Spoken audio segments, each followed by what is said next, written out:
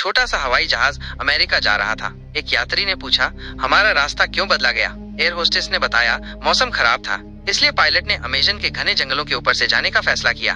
उस जहाज में सिर्फ 8 यात्री थे, तो उन्होंने ज्यादा ध्यान नहीं दिया, लेकिन थोड़ी देर में जहाज जोर जोर से हिलने लगा। पायलट ने देखा कि न तो जीपीएस चल रहा था और न ही कोई कंट्रोल। उसने मदद के लिए रेडियो पर संपर्क करने की कोशिश की, पर रेडियो भी बंद था। पायलट को पहले से ही कुछ गड़बड़ लग रही थी। उसने जहाज को सुरक्षित उतारने की कोशिश करते हुए अपने फोन से एक आखिरी वीडियो बनाया, जिसमें उसने कहा कि इस जहाज में कुछ ऐसे राज छिपे थे कि उसे अनहोनी का अंदाजा पहले से था।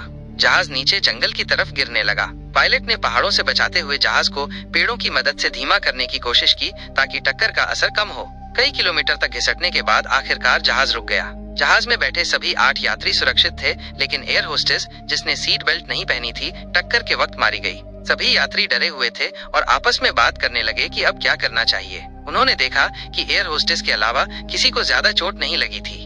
2 यात्री पायलट को देखने कॉकपिट में गए। पायलट जिंदा था, लेकिन कुछ पेड़ों की टहनियां उसकी छाती में घुस गई थीं। यात्री उसे सीट से उठाने लगे ताकि वो ठीक से सांस ले सके। तभी जहाज के बाहर आग लगने की आवाज आई। सभी यात्री जल्दी से बाहर निकले और आग बुझाने लगे, क्योंकि अगर जहाज जल जाता तो बचाव दल के आने तक वे कहाँ रहते।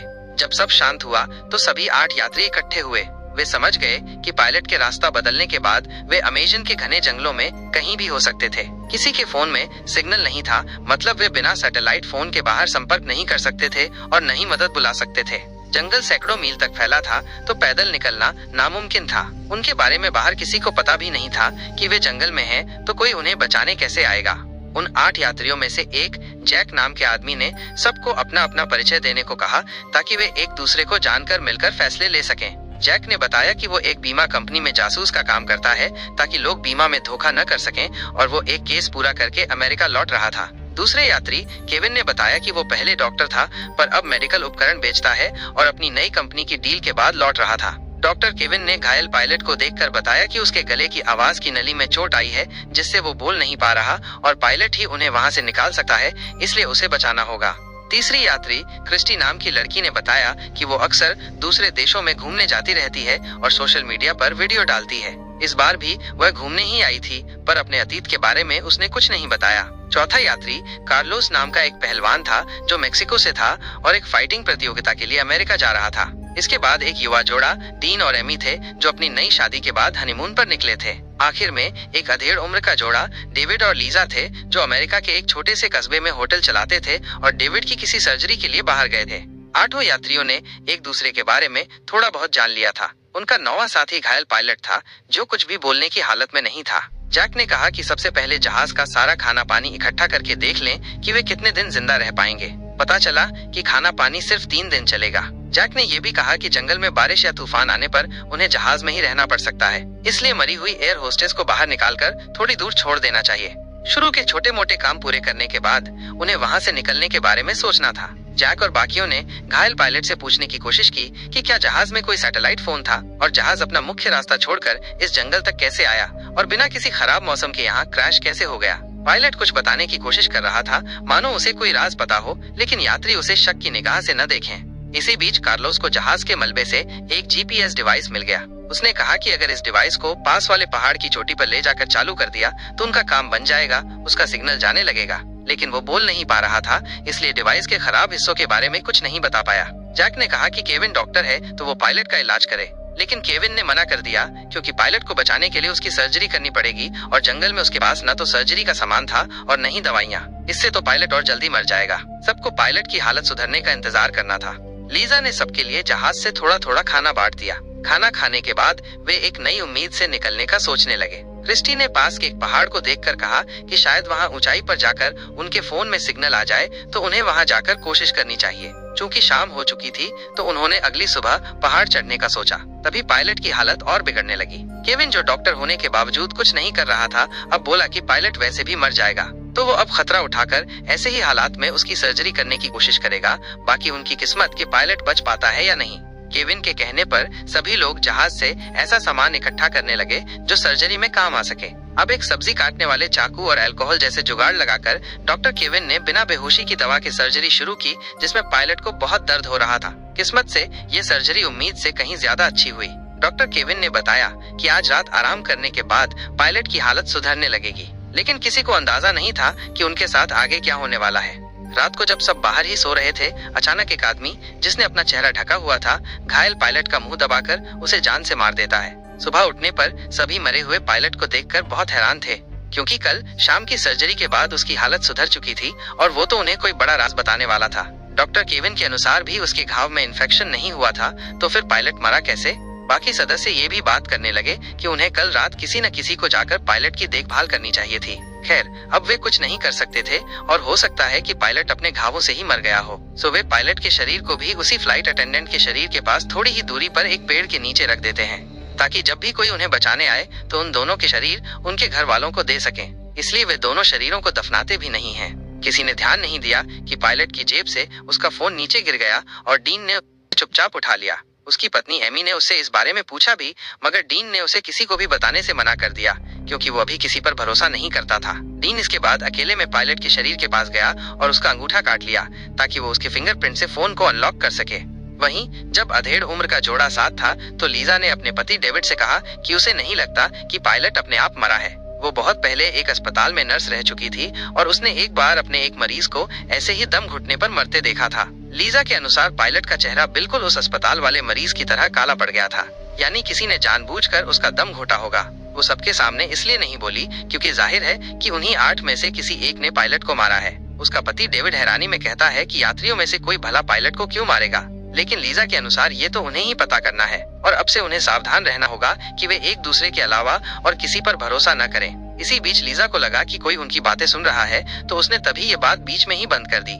वहीं वो यात्री क्रिस्टी एमी के पास जाकर कहती है कि उसे पता है कि डीन और एमी शादी के बाद हनीमून पर नहीं जा रहे, तो वो उसे सच बता दे। एमी मान लेती है कि असल में वो एक अमीर व्यापारी की बेटी थी और डीन उसकी गाड़ी चलाता था। दोनों में प्यार हो गया और जब उसे लगा कि उसका परिवार कभी उनके रिश्ते को स्वीकार नहीं करेगा, तो दोनों उसी फ्लाइट से अपना देश छोड़कर अमेरिका जा रहे थे। क्रिस्टी समझ जाती है कि एमी और डीन ने झूठ इसलिए बोला ताकि बाकी लोग उन्हें शक की निगाह से न देखें। जैक क्रिस्टी से कहता है कि वो कोई आम यात्री नहीं हो सकती, जिस तरह से वो छानबीन कर रही है ऐसे आम इंसान नहीं करते। क्रिस्टी अब उसे अपने पेशे के बारे में बता देती है कि वो असल में एक रिपोर्टर है जो दुनिया भर के अलग अलग देशों में जाकर वहाँ के गिरोहों के बारे में खुलासे करती है और उन्हें पुलिस द्वारा पकड़वा देती है। उसने अपनी पहचान इसलिए छुपाई ताकि अगर यात्रियों में से कोई अपराधी भी निकले तो उस पर हमला न कर दे, यानी कि वहाँ मौजूद 8 यात्रियों में से हर कोई अपने अतीत के बारे में कुछ न कुछ छिपा रहा था। अब चूंकि उनके पास खाना और पानी नहीं बचा था, तो कार्लोस जीपीएस डिवाइस को ठीक करने में लगा रहा और बाकी लोग जंगल में खाने और पानी के लिए घूमने लगे। रास्ते में उन्हें कुछ नीले मशरूम भी मिले। क्रिस्टी अपनी रिपोर्टिंग के अनुभव से जानती थी कि ये मशरूम बहुत जहरीले हैं, जो किसी भी इंसान को कुछ ही घंटों में मार सकते हैं, तो कोई इन मशरूम को गलती से भी न छुए। वो ये भी कहती है कि ऐसे मशरूम नमी वाली जगहों पर ही होते हैं और थोड़ी ही आगे चलने पर उन्हें एक तालाब भी मिल गया। हालांकि वहाँ का पानी साफ नहीं होगा और उन्हें उसे साफ करने का तरीका ढूंढना होगा ताकि उसे पीने लायक बना सकें। तभी उन्हें पीछे से एक गोली की आवाज आई। वे जल्दी से भागकर देखते हैं कि ये तो डेविड था, जो अपनी पत्नी लीजा के साथ अपनी बंदूक से बंदर का शिकार कर रहा था ताकि वे उसे खा सकें। दरअसल उनके सामान में एक बंदूक भी थी जिसके बारे में उन्होंने किसी को नहीं बताया था। लीजा अब सबको बताती है कि वे और लोगों को डराना नहीं चाहते थे, इसलिए उन्होंने अपनी बंदूक के बारे में नहीं बताया। अब डेविड के शिकार किए गए बंदर को खाकर समूह ने रात का खाना खाया। वहीं क्रिस्टी और जैक ने मिलकर एक जुगाड़ बनाकर तालाब के पानी को पीने लायक बना लिया था, यानी कि आज के लिए तो उनके खाने और पानी का कोटा पूरा हो गया। हालांकि एमी बंदर को खा नहीं पाई तो खाना बर्बाद न हो, इसलिए डेविड ने उसका भी खाना खुद खा लिया। जिसके बाद जैक ने सबसे कहा कि क्या उन्होंने भी डेविड और लीजा की तरह अपने बैग में कोई खतरनाक चीज तो नहीं छिपाई, क्योंकि सभी को इसके बारे में जानने का हक होना चाहिए। कार्लोस ने दिखाया कि उसके पास तो सिर्फ उसका फाइटिंग मास्क था जो रिंग में उसकी पहचान को दिखाता है। वैसे भी कल वह जीपीएस डिवाइस से सिग्नल भेजकर मदद बुला लेंगे, तो अभी के लिए उन्हें एक दूसरे से नहीं डरना चाहिए। लेकिन अब रात होने पर जब सभी सो रहे थे, अचानक डेविड की तबीयत खराब होने लगी और उसे ऐसे तड़पते हुए कोई दूर प्लेन में छिपकर देख रहा था। अब यह अनजान सदस्य एक सैटेलाइट फोन निकालकर किसी लड़की को फोन करता है और कहता है कि उनका प्लान अब तक पूरी तरह से सफल रहा और वे इसे और तेजी से आगे बढ़ाएंगे। यानी कि उनमें से ही किसी एक के पास सैटेलाइट फोन मौजूद है, लेकिन वो सदस्य उसे जानबूझकर छिपा रहा है और वही शुरू से लेकर अब तक सब कर रहा है। लेकिन क्यों? और क्या ये बहुत बड़ा राज है जो कहानी में आगे खुलेगा? अगली सुबह सब लीजा के रोने की आवाज से जागे, क्योंकि उसका पति डेविड कल रात को ही मर चुका था। डॉक्टर केविन ने जल्दी से देखकर बताया कि डेविड के मुंह से झाग निकल रहे हैं, यानी उसे फूड पॉइजनिंग हुई होगी और उसे तो वही कल वाला जहरीला मशरूम खिलाया गया है जो उन्हें कल रास्ते में मिला था। ये सुनते ही लीजा भड़क उठी और सबको कहने लगी कि कैसे उनमें से ही कोई एक सबको एक एक करके जान से मार रहा है। हालांकि अभी किसी को नहीं पता कि उनमें से कोई एक बाकियों को क्यों मारेगा। वे 8 तो आपस में इस फ्लाइट से पहले किसी को जानते तक नहीं थे।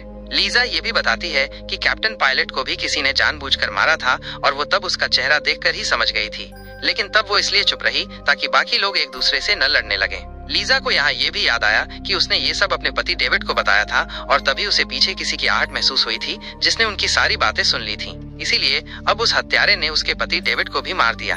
कल जब उन्हें जंगल में मशरूम मिले तो उन 8 में से किसी एक ने चुपके से उन्हें उठा लिया होगा और उसे कल रात डेविड के खाने में मिला दिया। और चूंकि डेविड कल एमी का खाना भी खुद खा गया था तो क्या पता उस एमी वाले खाने में जहर हो। अब यहाँ से तो हर कोई डर चुका था, क्योंकि अगर उनमें से कोई एक हत्यारा हुआ तो सभी को खतरा है। ऊपर से उनके प्लेन का अचानक जंगल तक आना और फिर क्रैश हो जाना, उसके बाद एक एक कर उनके सदस्यों का मरने लगना, सब कुछ इशारा कर रहा था कि ये सब हादसा नहीं बल्कि किसी का सोचा समझा प्लान है। अब यहाँ से सब अलग हो जाते हैं क्योंकि किसी को एक दूसरे पर भरोसा नहीं था। डीन अपनी पत्नी एमी को वही पायलट का फोन भी दिखाता है जो उसने पहले उठा लिया था और उसे उसमें उसकी आखिरी वीडियो मिल गई जिसमें वो खुद मान रहा था कि कैसे इस प्लेन में एक बड़ा राज छिपा होने से इसे क्रैश कराया जा रहा है। डीन और एमी ने ये वीडियो बाकी सबको भी दिखा दी, जिससे कि अब तो सबको पक्का हो गया था कि यहाँ उनके साथ बहुत खतरनाक हो रहा है। पिछली 2 मौतें हादसा नहीं बल्कि सोची समझी थीं और ऐसा करने वाला उनमें से कोई एक असली अपराधी है।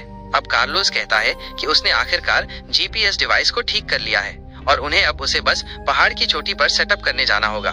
लेकिन अब किसी को एक दूसरे पर भरोसा नहीं था, क्योंकि उनमें से जो असली हत्यारा है वो इसे सफल नहीं होने देगा, क्योंकि इस डिवाइस के लगते ही वे यहाँ से निकल जाएंगे।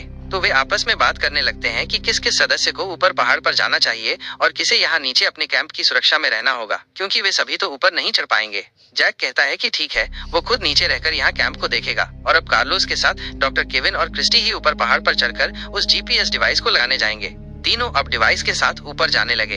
उन्हें पता था कि अगर कोई उनमें से हत्यारा हुआ तो बाकी के 2 उसे संभाल लेंगे। इसी बीच कार्लोस ऊपर चढ़ते हुए कुछ खाने लगा और क्रिस्टी उसके रैपर को देखकर समझ गई कि ये तो वही सामान है जो खाने से चोरी हुआ था, यानी कि कार्लोस ने ही उनका आधा खाना चुराया था।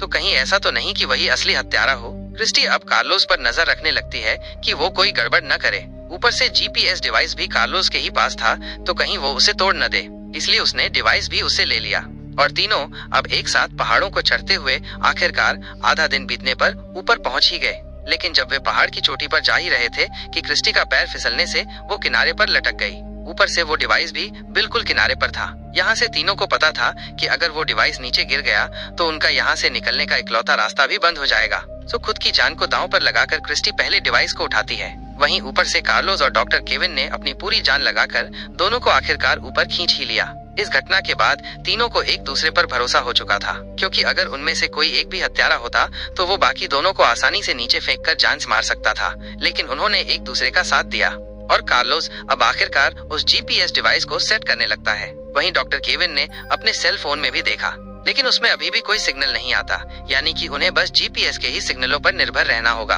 कार्लोस थोड़ी देर बाद बाकी दोनों को बताता है कि उसने जीपीएस डिवाइस को आखिरकार शुरू कर ही दिया है और अब कुछ ही घंटों में यहाँ से बचाव सिग्नल जाने शुरू हो जाएंगे और कोई न कोई उन्हें बचाने आ जाएगा। अब तक सूरज भी ढलने लगा था, तो तीनों वापस अपने कैंप में नीचे जाने लगते हैं, जबकि नीचे तो हर कोई एक दूसरे पर भरोसा नहीं कर रहा था। लीजा जैक पर ही बंदूक ताने उसे दूर रहने को कहती है, क्योंकि उसके पति की मौत के बाद उसे किसी पर भरोसा नहीं। वहीं डीन अपनी पत्नी एमी पर गुस्सा करता है कि उसे अब और किसी से कोई बात नहीं करनी चाहिए और वो अकेला ही बाकी सबसे निपटेगा। लेकिन एमी तो अब डीन पर ही शक करने लगी थी कि कहीं उसने अपने ही ड्राइवर के साथ भागकर कोई गलती तो नहीं कर दी। उसे डीन के अतीत के बारे में कुछ नहीं पता। वो बेवकूफ उसके प्यार में पड़ गई और अपने ड्राइवर के साथ भाग आई और यहाँ बीच जंगल में अब सब एक एक कर जान से मारे जा रहे हैं। डीन अब ये सुनते ही भड़क उठा। वो चिल्लाने लगता है कि अगर वो उसके साथ नहीं होता तो वो कब की मारी जाती। एमी उसे देखकर डर जाती है, क्योंकि उसने डीन का ये रूप कभी नहीं देखा था और उसे अपने डीन के साथ भागने वाले फैसले पर पछतावा होने लगता है। यहाँ चारों ही लोग एक दूसरे को शक की निगाह से देख रहे थे। कुछ देर बाद उनके बाकी तीनों साथी भी नीचे आकर बताते हैं कि उन्होंने जीपीएस को पहाड़ पर अच्छे से लगा दिया है और अगर उनकी किस्मत अच्छी रही तो कल तक शायद से कोई न कोई उन्हें बचाने आ जाएगा। यहाँ बचे हुए सभी सातों लोग चुपचाप खाना खाते हुए सोचने लगते हैं कि कैसे उन्हें बस कल का दिन निकलने तक जिंदा रहना है। अब आज भी रात होते ही बाकी सब तो सो गए, लेकिन कार्लोस अपनी फाइटिंग की प्रैक्टिस करने लगता है, क्योंकि उसे अपनी प्रतियोगिता की तैयारी पूरी करनी थी। अचानक आधी रात को एक तेज चीख ने सबको जगा दिया। ये एमी की चीख थी। सभी फौरन उसकी तरफ दौड़े। कार्लोस अपनी प्रैक्टिस वाली जगह पर मरा पड़ा था उसके गले पर गहरे निशान थे, जैसे किसी ने उसे बुरी तरह गला घोंटकर मारा हो। उसके पास ही उसका फाइटिंग मास्क टूटा पड़ा था। सबके चेहरों पर खौफ और बेयकीनी थी। एक और मौत, ये कौन कर रहा है? लीजा चीखने लगी। हम में से कौन है वो कातिल? डॉक्टर केविन ने कार्लोस की नब्ज जांची और मायूसी से सिर हिलाया। इसे मरे हुए कुछ वक्त हो चुका है। जैक ने आसपास का जायजा लेना शुरू किया। कोई सबूत, कोई निशान? उसी वक्त केविन के बैग से हल्की सी रिंगटोन की आवाज आई। सब चौंक कर केविन को देखने लगे। केविन का चेहरा पीला पड़ गया। उसने जल्दी से अपना बैग खोला और एक सैटेलाइट फोन निकाला, जिसकी स्क्रीन रोशन थी। वो उसे बंद करने की कोशिश कर रहा था, लेकिन जैक ने तेजी से उसके हाथ से फोन छीन लिया। यह क्या है केविन? जैक ने सख्ती से पूछा। तुम्हारे पास सैटेलाइट फोन था और तुमने हमें नहीं बताया। केविन घबरा गया। ये मेरा नहीं है, मुझे ये मलबे से मिला था, मैं बताने ही वाला था। झूठ, क्रिस्टी ने कहा। तुमने डेविड की मौत के बाद किसी लड़की को फोन किया था, है ना? कह रहे थे कि प्लान कामयाब हो रहा है। केविन की आंखें फैल गईं। उसे समझ नहीं आ रहा था कि क्रिस्टी को ये कैसे पता चला। दरअसल क्रिस्टी ने उस रात जब डेविड की तबीयत खराब हुई थी तो केविन को छिपकर प्लेन के पीछे फोन पर बात करते सुन लिया था, लेकिन वो उस वक्त इतनी डरी हुई थी और यकीन नहीं कर पा रही थी कि उसने कुछ नहीं कहा था। डीन ने आगे बढ़कर पायलट का फोन निकाला, जो उसने अनलॉक कर लिया था। पायलट ने अपनी आखिरी वीडियो में कहा था कि इस प्लेन में कोई बड़ा राज है। क्या वो राज तुम हो केविन, या तुम्हारे पास कोई ऐसी चीज है जिसके लिए ये सब हो रहा है? केविन अब पूरी तरह फंस चुका था। उसने एक लंबी सांस ली। हाँ, मैंने ही पायलट को मारा था, क्योंकि वो बहुत कुछ जान गया था, और डेविड को भी। उसने मुझे लीजा से बात करते सुन लिया था कि पायलट को मैंने मारा है। कार्लोस को भी, क्योंकि उसने जीपीएस ठीक कर दिया था और मैं नहीं चाहता था कि कोई हमें इतनी जल्दी ढूंढ ले। लेकिन क्यों? एमी ने रोते हुए पूछा। इस प्लेन में एक बहुत कीमती चीज थी, केविन ने कहा। एक नई दवा का फॉर्मूला और कुछ नमूने जो मैंने एक दवा कंपनी से चुराए थे। मैं उन्हें ब्लैक मार्केट में बेचने अमेरिका जा रहा था। पायलट को शक हो गया था कि मैंने रास्ता बदलवाया है अपने साथियों की मदद से, ताकि मैं ये सामान आसानी से निकाल सकूं। लेकिन मौसम वाकई खराब हो गया और हमें यहाँ क्रैश लैंडिंग करनी पड़ी। मेरा साथी जो बाहर मेरा इंतजार कर रहा था, उसे भी मैंने इसी सैटेलाइट फोन से सूचना दी थी। उसने अपने बैग की तरफ इशारा किया। फॉर्मूला और नमूने इसमें हैं। मैं तुम सबको एक एक करके खत्म करना चाहता था, ताकि कोई गवाह न बचे। अचानक दूर से हेलीकॉप्टर की आवाज आने लगी। जीपीएस ने काम कर दिया था। केविन ये सुनकर बौखला गया। उसने भागने की कोशिश की, लेकिन जैक और डीन ने उसे पकड़ लिया। क्रिस्टी ने उसका बैग छीन लिया। लीजा ने अपने पति के कातिल को नफरत भरी नजरों से देखा। बचाव टीम जल्द ही वहां पहुंच गई। उन्होंने बाकी बचे हुए 5 लोगों, जैक, क्रिस्टी, डीन, एमी और लीजा माइनस को बचा लिया। केविन को उसके जुर्म, प्लेन क्रैश करवाने की साजिश, चोरी और 3 कत्लों के इल्जाम में गिरफ्तार कर लिया गया। पायलट की वीडियो, उसका सैटेलाइट फोन और उसका कबूलनामा, सब उसके खिलाफ मजबूत सबूत थे। अमेजन के जंगल से निकलकर अगरचे वे शारीरिक रूप से सुरक्षित थे, लेकिन उन खौफनाक दिनों की यादें और अपने साथियों की मौत का सदमा उनके साथ हमेशा रहने वाला था। उन्हें यह भी मालूम हुआ कि पायलट ने जानबूझकर प्लेन को ऐसी जगह क्रैश कराया था जहां बचने की उम्मीद ज्यादा हो, और उसने अपनी जान देकर भी कई जानें बचाई थीं। कहानी का अंत इस बात पर होता है कि इंसाफ हो गया था, लेकिन इस हादसे ने बच जाने वालों की जिंदगियों को हमेशा के लिए बदल दिया था। वे एक दूसरे के लिए अजनबी थे जब वे इस सफर पर निकले थे, लेकिन एक जैसी मुसीबत ने उन्हें एक ऐसे रिश्ते में बांध दिया था जिसे वे कभी भूल नहीं सकते थे।